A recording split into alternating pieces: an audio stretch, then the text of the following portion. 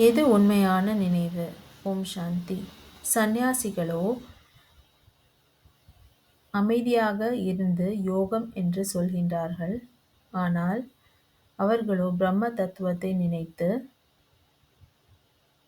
அமைதியாக இருந்தால் அது யோகம் என்று சொல்ல முடியாது.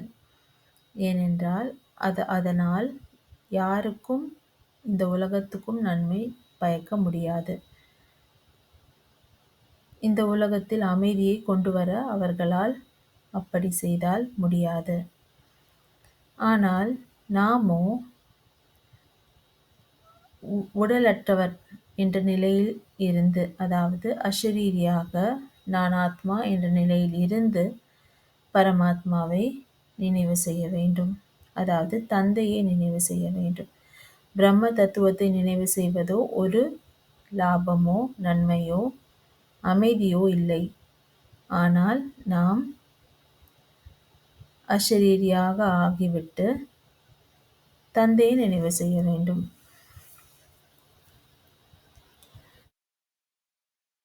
ஆனால் நாமோ யோகத்தில் அமர்கின்றோம், தந்தைக்கு முன்னால் இருக்கின்றோம்.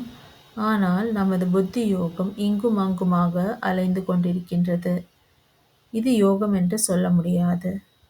ஆகையால் உண்மையான யோகம் என்னவென்றால், நாம் அஷரீரி என்ற நிலையில், அதாவது உடலற்ற நிலையில் இருந்து ஆத்ம நிலையில் இருந்து பரமாத்மாவை முன்வைத்து நினைவு செய்ய வேண்டும்.